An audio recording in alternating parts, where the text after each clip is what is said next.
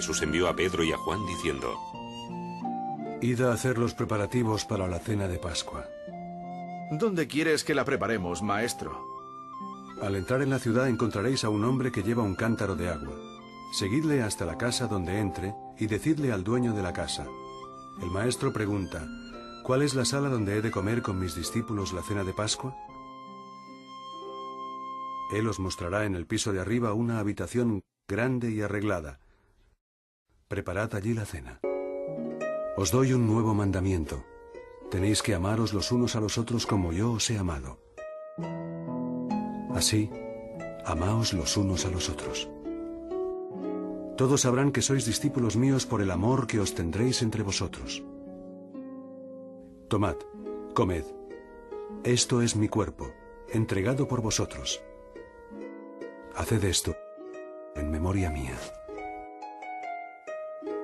Bebed todos de esta copa, porque esta es mi sangre, la sangre de la alianza, la cual es derramada en favor de muchos. Os digo que no volveré a beber del fruto de la vid, hasta el día en que beba con vosotros vino nuevo en el reino de mi Padre. Después de la cena, Jesús se fue, como de costumbre, al monte de los Olivos. Sus discípulos lo siguieron. Esta noche, todos vais a perder vuestra confianza en mí. Así lo dicen las Escrituras.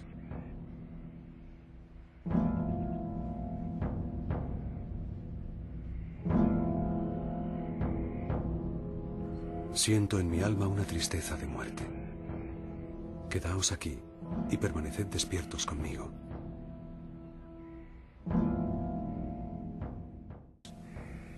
Levantaos. El que me traiciona ya está aquí.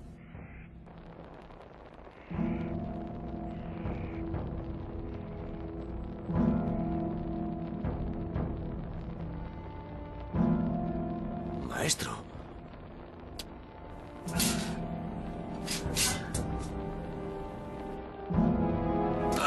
Guarda la espada en su vaina.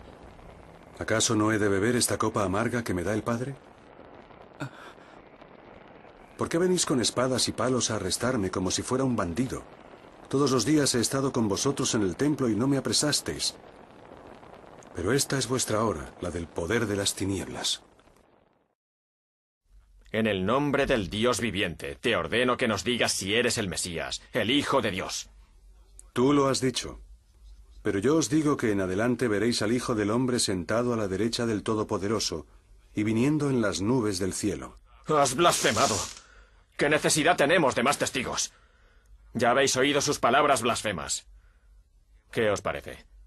Es culpable y debe morir. ¿Eres tú el rey de los judíos? Tú lo dices.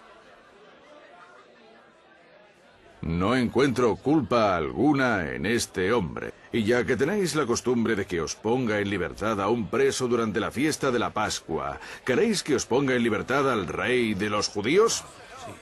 ¡A Barrabás! ¡Queremos a Barrabás! ¡No! ¡A ese no! ¡A Barrabás! ¡A ese no! ¡A Barrabás!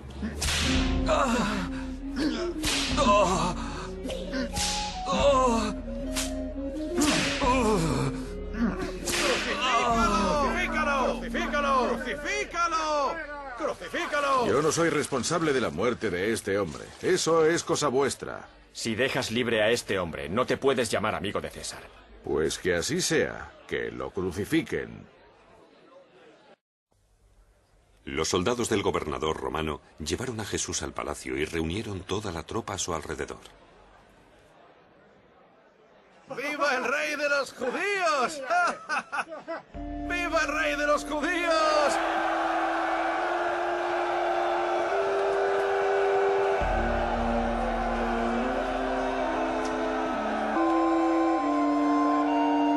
Padre, perdónalos porque no saben lo que hacen.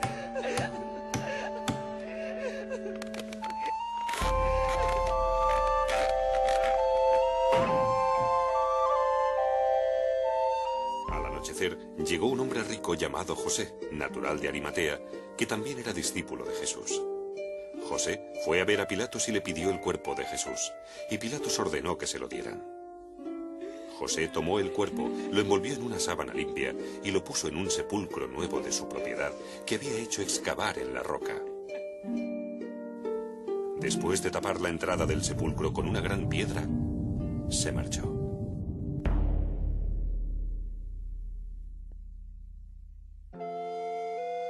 El domingo, María Magdalena fue de madrugada al sepulcro. Se han llevado del sepulcro al Señor y no sabemos dónde lo han puesto.